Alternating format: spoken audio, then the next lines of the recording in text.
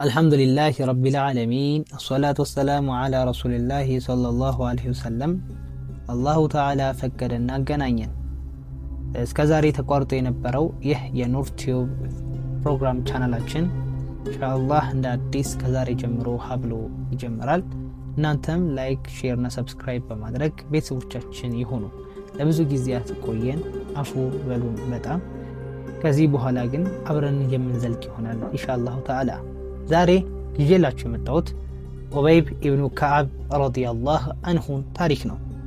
እውቀትን የሚያረካህ የሚያስደስትህና የሚፈይደህ ይሁን አሉት ነቢዩ ሙሐመድ ሰለላሁ ዐለይሂ ወሰለም ዱዓ ሲያደርጉለት።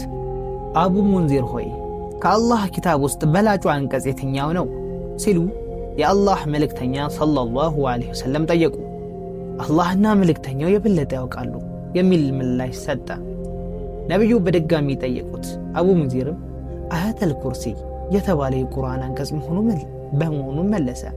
እንዲህ ሲልም አነበበው፣ አላሁ ላ ኢላሃ ኢላ ሁወል ሐዩል ቀዩም ላ ተኹዙሁ ሲነቱን ወላ ነውም ለሁ ማ ፊ ሰማዋቲ ወማ ፊል አርድ መን ዘለዚ የሽፈዑ ዒንደሁ ኢላ ቢኢዝኒሂ የዕለሙ ማ በይነ አይዲሂም ወማ ኸልፈሁም ወላ ዩሒጡነ ቢሸይኢን ሚን ዒልሚሂ إلا بما شاء وسع كرسيه السماوات والأرض ولا يؤوده حفظهما وهو العلي العظيم الله ከእርሱ በቀር ሌላ አምላክ የለም።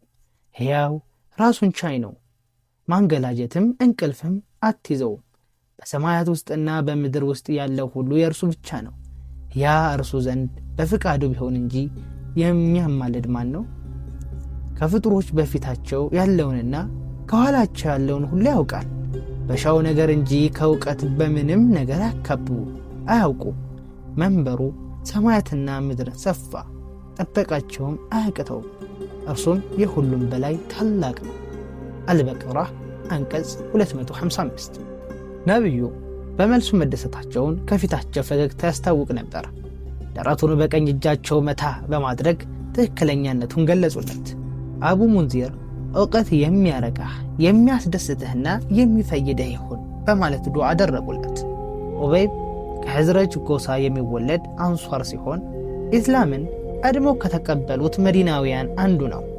ከሂጅራ በፊት ለነቢዩ ሰለላሁ ዐለይሂ ወሰለም ደጋፊነቱን አቀባ በተሰኘው ቦታ በቃል ኪዳን ገልጿል። በበድር ዘመቻና ከዚያ በኋላ በነበሩት ፍልሚያዎች ተሳትፏል። ኡበይብ ቁርአንን በሚያወርድበት ወቅት ተከታትሎ ለመጻፍ ከተመረጡት ጠንቃቃ ሱሐቦች አንዱ ከመሆኑ ባሻገር ቅደም ተከተሉን ጠብቆ በአንድ ላይ የተጠረዘ መጽሐፍ የተሟላ 30 ጁዝ ቁርአን ይሆን ዘንዳ ወሳኝ ሚና ተጫውቷል። ለነቢዩ ሰለላሁ ዐለይሂ ወሰለም ጸሐፊ በመሆንም አገልግሏል። ኡበይብ ኢብኑ ከዓብ ቁርአንን ሙሉ በሙሉ በልባቸው ከሸመደዱት ሰዎች አንዱ ነው። የንባብ ስልቱ ልብ የሚማርክ ከመሆኑ በተጨማሪ የቁርአን ጥልቅ ግንዛቤም ነበረው። በዚህም ምክንያት ነቢዩ ሰለላሁ ዐለይሂ ወሰለም ተከታዮቻቸውንና ከእሱና ከሌሎች 3 ሷሐቦች ቁርአንን እንዲማሩ ይመክሯቸው ነበረ። ዑመር ኢብኑ አልኸጣብ ረዲየላሁ ዐንሁ በዘመነ ኸሊፋቸው ወቅት የመንግስት ገንዘብን በተመለከተ አንዳንድ ጉዳዮችን በማጠናቀቅ ላይ እንዳሉ ሰዎቹ ሆይ ስለ ቁርአን መጠየቅ የፈለገ ወደ ኡበይብ ኢብኑ ከዓብ፣ ስለ ውርስ ስለመጠየቅ የፈለገ ወደ ዘይድ ኢብኑ ሳቢት፣ ስለ ፊቅህ ሙዓዝ ኢብኑ ጀበልን እንዲሁም ስለ ገንዘብ ጉዳይ እኔን ራሴን ይጠይቅ ሲሉ ተሰምተዋል። ኡበይብ በቁርአን በኩል ልዩና ታላቅ ክብር ተጎናጽፏል። አንድ ቀን ነቢዩ ሰለላሁ ዐለይሂ ወሰለም ኡበይብ ኢብኑ ከዓብ ቁርአንን ለአንተ እንዳሳይ ታዝዣለሁ አሉት። ኡበይብ ከመጠን በላይ ተደሰተ። የአላህ መልእክተኛ በስም ተጠርቼ ነው እንደዚህ የተባልኩት በማለት ጠየቀ። አዎ በስምና በዘር ሐረግህ ተወስተሃል አሉት። በእርግጥ አንድ ሙስሊም በአላህ ይህን ያህል ክብር ከተቸረውና በዚህ ሁኔታ ስሙ ከተወሳ የታላቅ ችሎታ ባልተቤትና እጅግ ጥልቅ ኢማን ያለው መሆኑን መገንዘብ አያዳግትም። አላህ እኛንም ከነቢዩ ሰለላሁ ዐለይሂ ወሰለም ጋር በቆየባቸው ዓመታት ሸጋ ማራኪ ስብዕና የተላበሰ ነበር። ምርጥ ትምህርቶችንም ቀስሟል። ነቢዩ አንድ ጊዜ በተውራት በኢንጂልና በዘቡር ያልተጠቀሰ ምዕራፍ ላስተምር ሆይ ብለው ጠየቁት። እሱም ዝግጁነቱን ገለጸ። መቼም ምን እንደሆነ ሳታውቀው በሩን ወጥተህ እንደማትሄድ እገምታለሁ አለው ነብዩ ጉጉትን እያራዘሙ። ኡበይብ ቀጠለ። ቆሙ። እኔም አብሬያቸው ቆምኩ። እጄን እንዲያዙኝ ስለሌላ ነገር መናገር ጀመሩ። ሳይነግሩኝ እሄዳለሁ ብዬ ስለሰጋው ለማቆየት እጃቸውን ያዝ እንደማድረግ ሞከርኩኝ። ሊወጡ በር ሲደርሱ የአላህ መልእክተኛ ሆይ ሊነግሩኝ ቃል የገቡልኝ ምዕራፍስ አልኳቸው። ሶላት ላይ ቆመህ የምትቀራው ምንድን ነው? የመክፈቻውን ምዕራፍ አነበብኩላቸው። ከዚያም አዎ እሱ ነው እነዚህ 7 በብዛት ተደጋግመው የሚነበቡ አናቅጽ አላህ ሱብሓነሁ ወተዓላ 7 ተደጋጋሚ አናቅጽንና ታላቁን ቁርአንን ሰጠነህ ያላቸው ናቸው አሉኝ። ኡበይብ ለቁርአን ያለው ከፍተኛ ፍቅር የማይታጠፍ ነበር።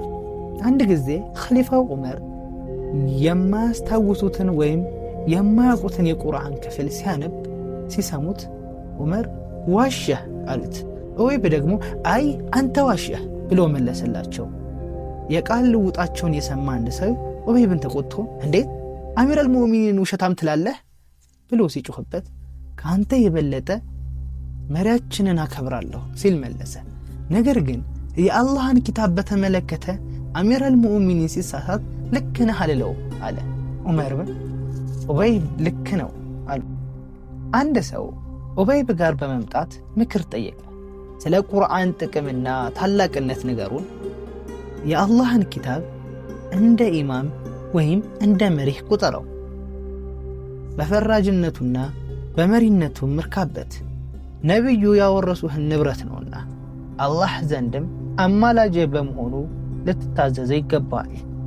ኡበይብ ይህችን ዓለም እንድታዘቅጠውና እንድታታልለው አልፈቀደላትም። ቀላል ሕይወት ነበር የገፋው። እውነታን በደንብ ተረድቶ ነበር። ማንኛውም ሰው ለምንም ያህል ጊዜ ይኖራል። ማንኛውንም ምቾትና ቅንጦት ያግኝ ወይም ምንም ያህል በዓለማዊ ደስታ ይፈንድቅ፣ መጨረሻ ላይ የሚያዋጣው መልካም ሥራው መሆኑን ሙስሊሞች ለኢስላም ያላቸውን ፍቅር፣ ተብቃቂነት፣ የመስዋዕትነት ስሜት ያወሳላቸው ነበረ። ብዙ ሰዎች ዕውቀትንና ምክርን ይጠይቁት ነበረ። እሱ ጋር ዕውቀትን ፈልገው ከመጡ ለአንዱ በሰጠው ምክር ሙእሚን አማኝ 4 ልዩ ባህሪያትን የተላበሰ ነው። መጥፎ ነገር ሲገጥመው በትዕግስት ይቋቋማል። ጥሩ ነገር ጌታው ሲቸረው አመስጋኝና መልካም ሰሪ ይሆናል። ከተናገረ እውነትን ይናገራል። ከፈረደ ደግሞ ፍርዱ ፍትሃዊ ነው ብለዋል። አቡበከር በኸሊፋነት ጊዜያቸው ብዙ ጉዳዮችን ለሚያማክሩት ምክር ቤት ሹራ አባል ነበር። ምክር ቤቱ በትክክል የመፍረድ ልዩ ችሎታና ተሰጥኦ ባለባቸው አህለል አርአይ እና በህግ አዋቂዎች አህለል ፊቅህ ሙሃጅሮችና አንሷሮች የተዋቀረ ነበር። ዑመር፣ ዑስማን፣ አሊ፣ አብዱራህማን ኢብኑ ዐውፍ፣ ሙዓዝ ኢብኑ ጀበል፣ ኡበይብ ኢብኑ ከዓብ፣ ዘይድ ኢብኑ ሐሪስም በአባልነት ይገኙ እንደነበር ይታወቃል። ዑመር ኸሊፋ ሲሆኑ ይህንን ቡድን ያማክሩ ነበር። በተለይ ፈትዋ ወይም ደግሞ ህጋዊ ፍርዶችን በመስጠት ላይ ዑስማንን፣ ኡበይብ እና ዘይን ኢብኑ ሳቢትን ያማክሩ ነበር። ኡበይብ ኢብኑ ከዓብ ረዲየላሁ ዐንሁ በጥንት ሙስሊሞች ዘንድ ታላቅ ክብርና ማዕረግ ያለው ነው። ዑመር የሙስሊሞች ዋና ብለው ከጠሩት በኋላ በዚህ ስያሜ በአብዛኛው ይታወቃል። ኡበይብ በነበረው ዕውቀትና የአላህ ፍራቻ በፍጥነት የተስፋፋ በነበረው የሙስሊም መንግስት ውስጥ የአስተዳደር ኃላፊነት ባለበት ቦታ ለምሳሌ እንደ ክፍለ ሀገር አስተዳዳሪነት ስልጣን እንደሚይዝ ማንም ሰው ሊገምት ይችላል። እርሱ ግን በነቢዩ ጊዜ ሰለላሁ ዐለይሂ ወሰለም በሰዶቃ ሰብሳቢነት አገልግሏል። አንዳንድ ሙስሊሞች በአስተዳዳሪያቸው ላይ ያላቸውን ልል አቋምና ሐቅን እየተዉ ባለስልጣናትንና ግለሰብን የመደገፍ ስሜት ይነቅፍ ነበር። በመሆኑ በአስተዳዳሪውም ሆነ በመስተዳድሩ ስር ባሉ ህዝቦች ላይ ትልቅ ክስረትን ያስከትላል ብሎ የሚገምተውን ማንኛውም ነገር ከመቃወም ወደ ኋላ አይልም ነበር። ኡበይብ ኢብኑ ከዓብ ረዲየላሁ ዐንሁ በስልጣን ላይ ላሉ ሰዎች ታማኝና ግልጽ ነበር። ከአላህ በስተቀር ግን ማንንም የማይፈራ ሰው ነበር። በእውቀቱ ለሙስሊሞች ታላቅ አርአያና ሚዛን ለመሆን በቅቷል። ኡበይብ ሙስሊሙ ኡማውን ላይ ይደርሳል ብሎ ከሚፈራቸው ታላላቅ ችግሮች አንዱ በሙስሊሞች መካከል የእርስ በርስ ግጭት ነበር። ዘወትርም እርሱ አላህ ከበታቻችሁ ወይም ከእግሮቻችሁ በታች ቅጣትን በእናንተ ላይ ሊልክ ወይም የተለያዩ ህዝቦች ስትሆኑ ሊያደባልቃችሁና ከፊላችሁም የከፊሉን ጭካኔ ሊያቀምስ ቻይ ነው በላቸው። ያውቁ ዘንድ አንቀጾችን እንዴት እንደምናብራራ ተመልከት። ሱረቱል አልአንዓም አንቀጽ 69 የሚለውን የቁርአን አንቀጽ ባነበበና በሰማ ቁጥር በጭንቀትና በሐዘን ይሰምጣል። በጥልቅ ሐዘን እንደተዋጠ አላህ ሙስሊሞችን ወደ ሰላም መንገድ እንዲመራቸው ምህረቱን እዝነቱንና ይቅርባይነቱን እንዲለግሳቸው ዱዓ ያደርግ ነበረ። ዑበይብ ረዲየላሁ ዐንሁ በዑስማን ዘመነ ኸሊፋ በ29ኛው ዓመተ ሂጅራ ላይ ከዚህ ዓለም በሞት ተለየ። አላህ መልካም ስራውን ይውደድ። እናንተም እስከ መጨረሻ ላዳመጣችሁት አላህ መልካም ስራችሁን ይውደድላችሁ። አላህ የኛን ኸይር ስራ የሚቀበለን አላህ ያድርገው። አሚን። ሰላሙ አለይኩም ወራህመቱላሂ ወበረካቱሁ።